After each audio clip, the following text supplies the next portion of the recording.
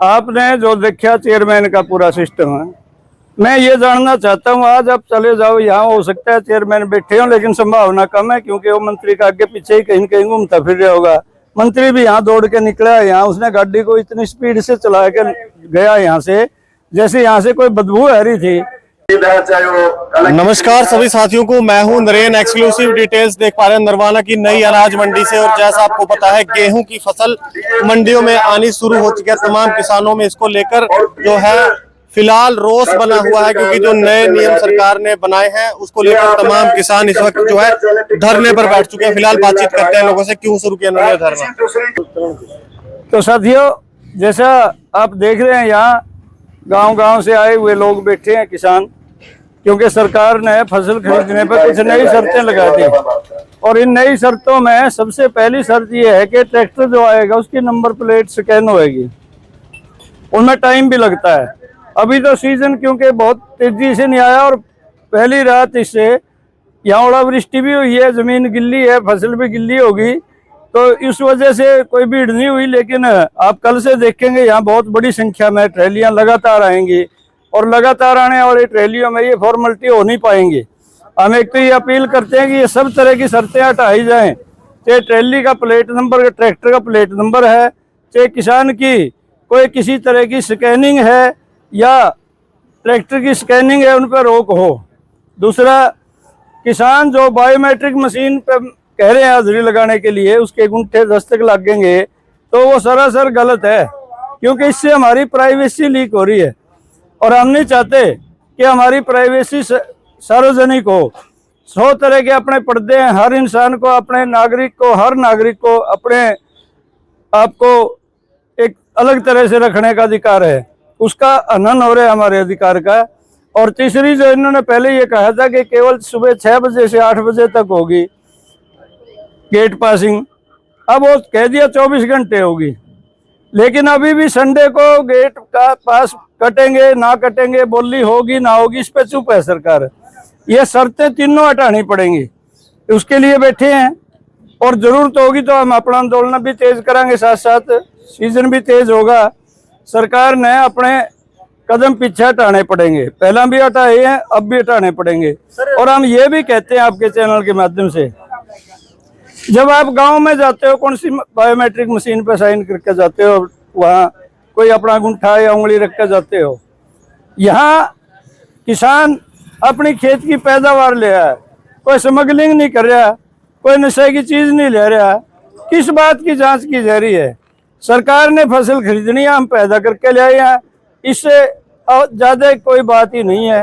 तो ये हम आपके चैनल से कहना चाहते हैं, लोगों को भी ज्यादा से ज्यादा संख्या में आए, इन दिशा निर्देशों की अवहेलना करें, क्योंकि इनकी अवहेलना नहीं करेंगे अपन तो इसका अर्थ ये हो गया कि उनकी मनमर्जी चलेगी, और मनमर्जी नहीं चलने देनी, इसलिए आए। जो मार्केट कमेटी के चेयरमैन से लेकर जो कैबिनेट मिनिस्टर भी इस पे बयान देते थे कि किसानों को जरा सी भी असुविधा नहीं आने देंगे।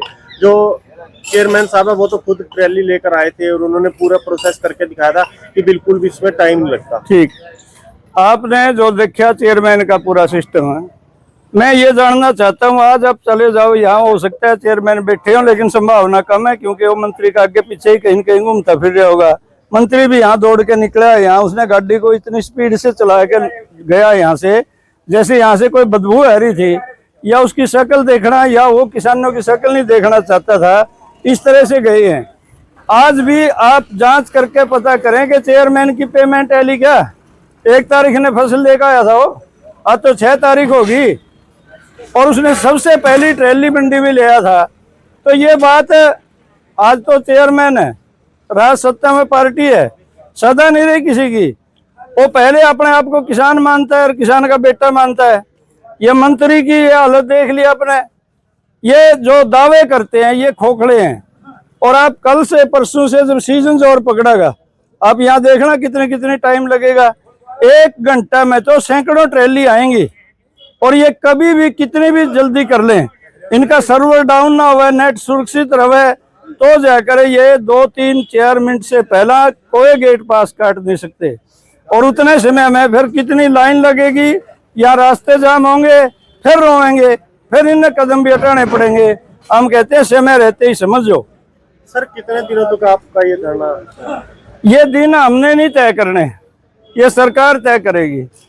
आज शाम ने सरकार घोषणा कर दे कोई, हम कल यहाँ नहीं बैठेंगे। सर इस धरने में कौन से संगठन शामिल हैं? यहाँ वैसे तो सभी है, क्योंकि संयुक्त किसान मोर्चा में जो संगठन है 15-16 संगठन है, लेकिन इस एरिया में विशेषकर अखिल भारतीय किसान सभा और भारतीय किसान यूनियन का श्रीराम नयन, उनके 2 के वर्कर है यहाँ हैं, और दोनों संगठन आपने देखा यहाँ पर हाजिर हैं। सर अभी जो ये कानून आए थे इनको लेकर जो अड़ती एसोसिएशन है उनमें भी बड़ा रोष था, तो क्या वो यहाँ पर आए आपको कहने की समर्थन? अड़ती हमारे पास तो नहीं आए, लेकिन हमें जानकार सूत्रों से ये पता लग गया, क्योंकि आजकल सूत्र ज्यादा काम करते हैं असली बातों से, कि वो हड़ताल पर हैं, किसी की बोली पे नहीं खड़े हो रहे, तो उस तरह का काम है उनका। लेकिन पता नहीं क्यों लड़ने वाले लोगों ने लड़ने वाले लोगों के पास आना चाहिए। हम तो ये अपील करते हैं कि हड़तियों ने हमारे बीच में जरूर आना चाहिए, और यदि वो सहमत हैं हमारे आंदोलन से, उनके अपने आंदोलन से, तो उन्हें जरूर आना चाहिए। और यदि वो असहमत हैं तो उन्हें फिर ये बात नहीं कहनी चाहिए कि हम भी अपना आंदोलन तेज कर रहे हैं। सर तमाम किसान जो यहाँ पर अपनी फसल लेकर आने की सोच रहे हैं उनको क्या मैसेज आपकी तरफ से? उनको हम ये मैसेज दे रहे हैं कि भाई अपने ये नियम तोड़ने पड़ेंगे, आज तोड़ दो या कल तोड़ दो, हम आपका पूरा साथ देंगे। कोई भी केस बनागा तो हमारे ऊपर बनेगा मुकदमा। जैसे यहाँ लाइन लगेगी हम इन सारी प्लेटा ने भी उतार के एक तरफ फेंकेंगे, सब साधन आप खुला चलेंगे, बड़े साधन मंडी में रिचकावेंगे। परचेज सेंटर भी हैं, कहाँ कहाँ व्यवस्था है। गांव में बिजली नहीं है और बिजली के बिना नेटवर्क नहीं चलता, वहाँ कैसे खड़ा रहेगा किसान? ये सारे नियम सरकार वापस लेती है तो बहुत अच्छा, नहीं तो हम खुद तोड़ेंगे। सर कहीं ना कहीं कई लोग इसको ये भी बता रहे हैं कि एक सोची समझी चाल है ताकि किसान अपनी फसलों को बाहर की बाहर बेच सके, तो क्या बाहर की बाहर भी मिलों में जाकर एक बार? इसमें कोई संदेह की बात नहीं है जो आप कह रहे हो। सरकार यही चाहती है कि प्राइवेट मिलर या कोई दूसरे लोग परचेज कर लें, और किसान हो सकता है इसके लिए तैयार भी हों। लेकिन हम ये समझते हैं, चौधरी छोटू राम ने 1939 में एपीएमसी एक्ट बना के मंडियों का निर्माण किया था, और जैसे ही मंडियां बनी थी किसान का शोषण घटा था, अन्यथा उसको कोई दाम नहीं था। मंडी का विरोध किया था फंडी लोगों ने।